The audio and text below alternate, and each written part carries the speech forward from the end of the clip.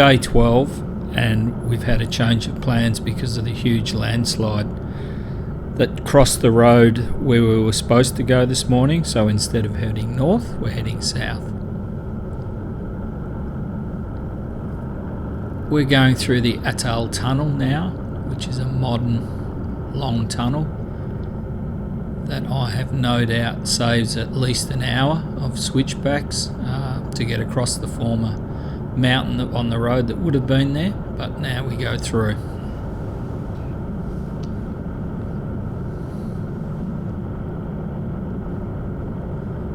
There's a lot of money being spent in India on infrastructure, trying to modernise it. Well, they're not trying, they are modernising it.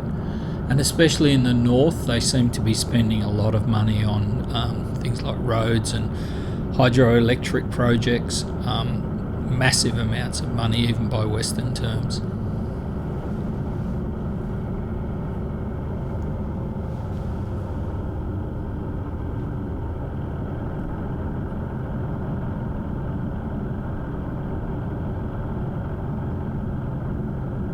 When we entered the tunnel at the beginning, the vegetation was almost non-existent, and now we've popped out and it's definitely a lot greener and almost looks European in a lot of ways, the geography anyway.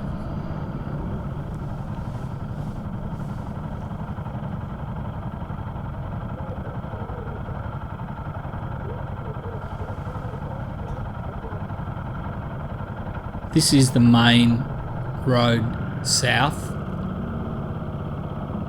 from this part of the area down towards the lowlands and eventually ending up in Delhi or destinations further south even than Delhi. So the road's in overall really good condition. And, you know, I know when people say, oh, you know, it's got bumps and potholes and things in it, but you need to take into account where they're building these roads. This is not some flat, geologically stable area. This gets hammered every winter, and then especially in the spring every year you have massive landslides and flooding and huge amounts of rain coming through, and that seems to be getting worse in recent years, and whether that's part of this contentious global warming thing, I'm not sure, but whatever, the climate here is definitely changing.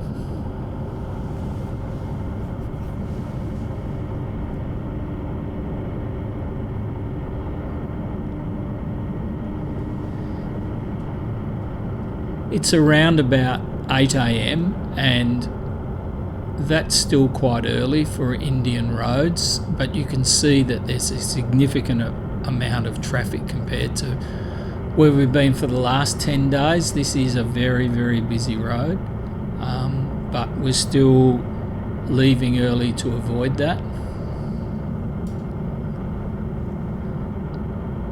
The plan this morning is to go down and in around about another 20 kilometres we'll get to the major city for this area, which is Manali, and it's a very tourist orientated place, which brings those advantages and disadvantages when you get large numbers of tourists in any area. So there's some massive traffic and parking issues, as well as there's lots of things to see and do, depending on what you want for a holiday. So whenever anywhere gets popular, it brings with it its own issues, and Manali has a definite traffic congestion and trying to find somewhere to park issue.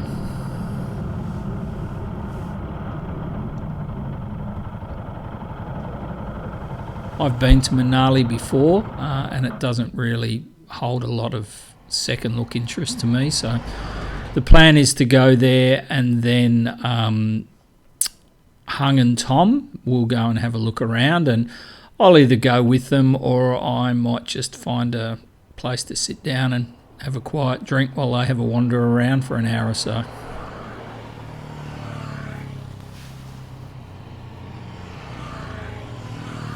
You can see going past on the road now 3 guys on bikes. This is one of the major routes to get up into the mountains.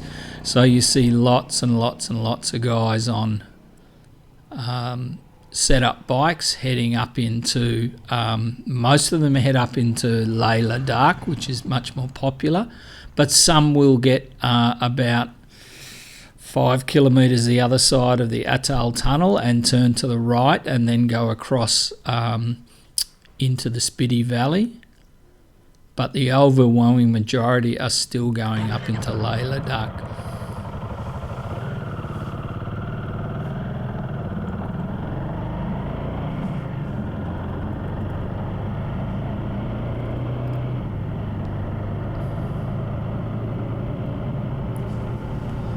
It's another beautiful day to be riding, and bearing in mind that this is the second week of September, there is probably only another 3 or 4 weeks left at tops, and then the snow will start.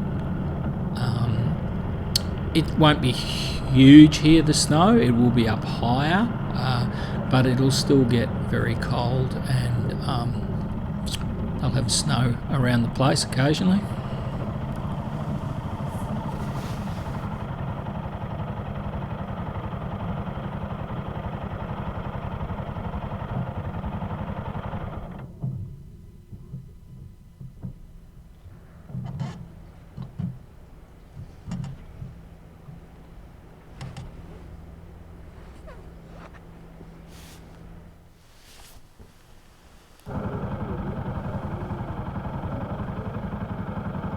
So now we've made it into Manali, and we're trying to work out somewhere to park the bikes and also where we're going to go. And with any tourist town, you're going to get the touts. It doesn't matter where you are in the world, they are going to try and get you to go to their hotel, to a restaurant, whatever. It's part of being in a tourist orientated town.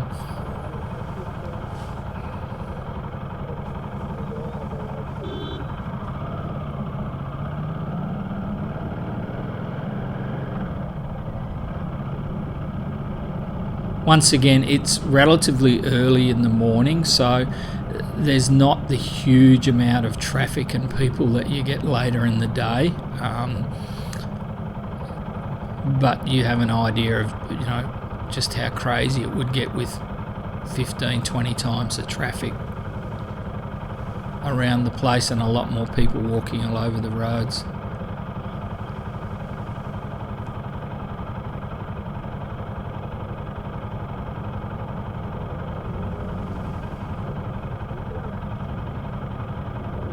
Here we're debating where we're going to park, and we're thinking, maybe we'll go and park on the side of the road somewhere. And then I spotted what looks to be an old abandoned building that's been turned into a car park here. So we're going to try and find the entrance into that and hopefully get ourselves in where we can park the bikes.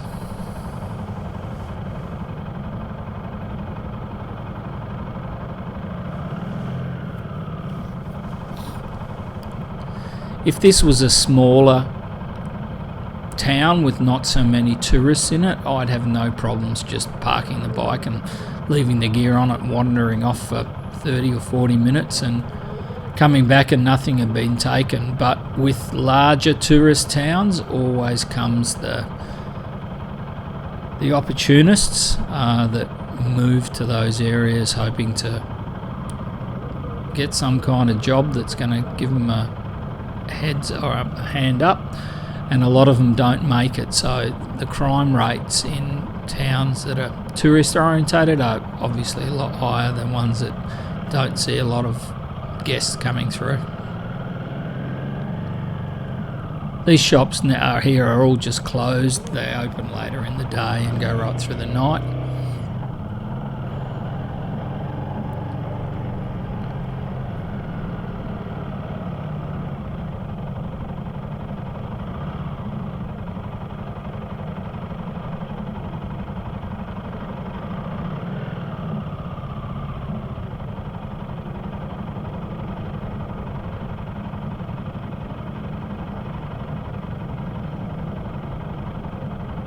And now we've found the entrance to the car park, so we'll go in and hopefully they have somewhere for us to park so we're off the street.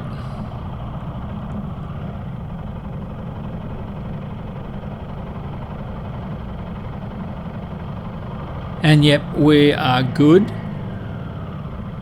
although we've been directed to park right next door to what seems to be the open air gambling den of miscreants and people whose intentions aren't probably noble. So one look at that, and my plan is I'm going to stay with the bikes, and Tom and Hung can go off for a wander and a look around, and I'll just keep an eye on the bikes, because it's a pretty big temptation to people who may be struggling to have all this sitting right next to you, less than 2 metres away. You do? Yeah. So that would be super. Then I bring a Coke or something? Yeah. Try and put your bikes on the centre stand and I'll do the chain as well. And as it turned out, that was indeed the case, because once Hung and Tom had left, a lot more people started to arrive to play cards next door, and a lot of the times they were trying the divide and conquer trick, where they would send 1 or 2 guys up to talk to me and try and distract me, while others were having a look around the front of the other 2 bikes. So it was a good thing that I ended up staying there. All good, mate.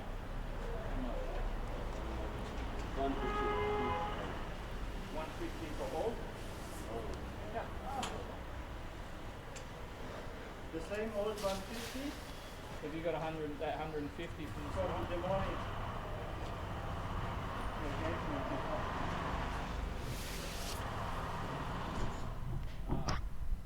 The bikes and us are looking pretty road hardened by now. We've been on the road for nearly 2 weeks now, and it's fairly hard riding up in the Spitty Valley, so that's definitely hardened us and the bikes up.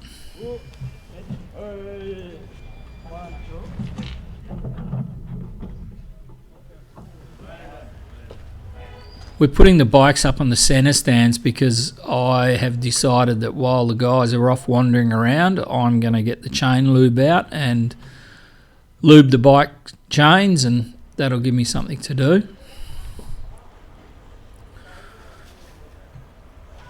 We try and lube the chains every 2 days, and if we do a lot of river crossings in a day, then we'll lube them the next morning, regardless of whether we lube them the day before or not. We always try and look after the bikes, because ultimately they're the things that are going to get you home.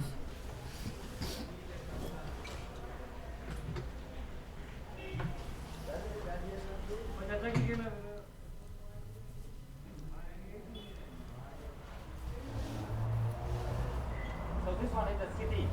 Yeah. Manali city. It sure is.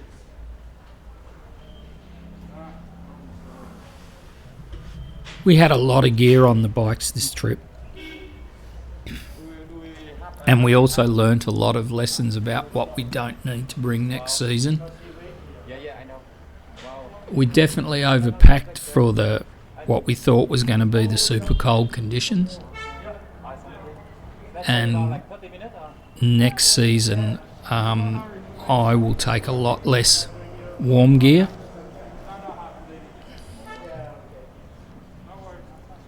You still have to take the basic important stuff: waterproof boots, good rain gear, pants and jacket, sunscreen, good sunglasses, take your own helmet, it fits, all the basic stuff. But you don't need to overpack in terms of for the cold weather ahead, because when it's really cold, which is, you know, pre-dawn, you're in a hotel anyway, and 99 times out of 100 the hotels or the guest houses are warmed, so it's only the first hour or two that you're on the bike that it may be cool, and then after that it warms up fairly quickly as long as it's a decent day. So if you're going to go up into the Spitty and, you know, the September time, I would suggest you have a look at the Black Dog Facebook page. At some point we'll put up the suggested gear list for what we think works and doesn't work, and what you need and don't need.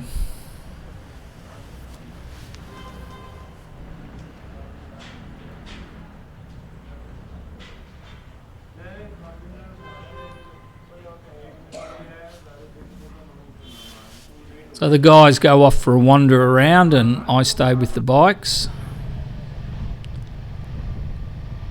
And then around about an hour later we're on the road again, and we're heading up to a mountain place called Kaysol, where we're going to stay for the night. You'll notice here that I'm complying with all health and safety and road regulations, in that I'm riding with both hands on the motorbike at all times and paying strict attention to the road in front of me.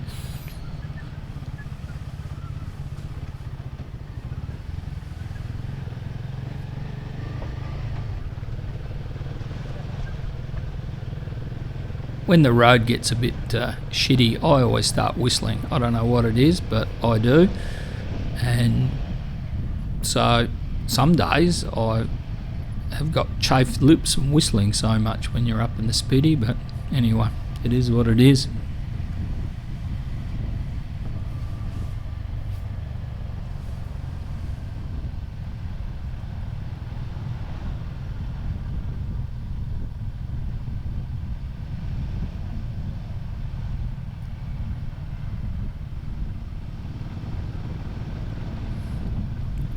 At the end of this road is a mountain town called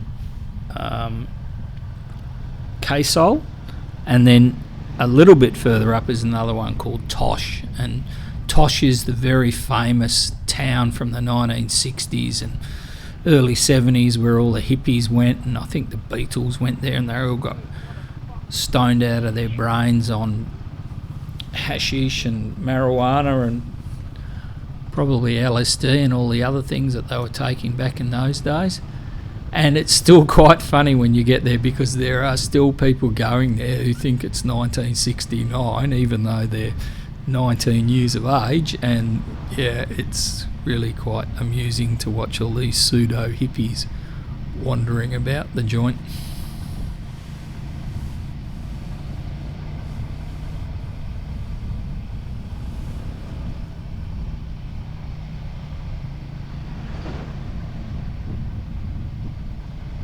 Once again, eyes glued to the road directly ahead, of course, never looking to the left or right.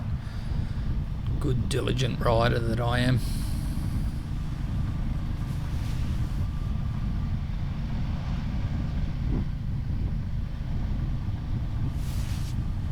This is the first trip that I've used the 360-degree camera, and it's been an interesting exercise. And when I first got back and started to process the videos, my initial thought was, nah, they can go in the bin. This is a nightmare post trying to produce videos out of these things. But like everything, you learn, and you know, probably 6 months from now I'll have it down pat. But so at this stage it's fairly basic, but kind of getting my head around how to do things.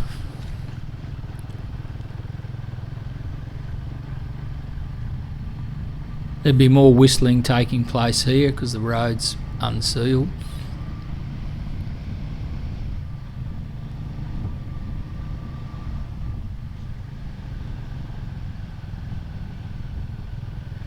Kaysol, for whatever reason, has a massive amount of Israeli people go to visit, mainly young Israelis, obviously. And I don't know why that is. But There's lots of Israeli restaurants and lots of signs in Israeli language. It is what it is.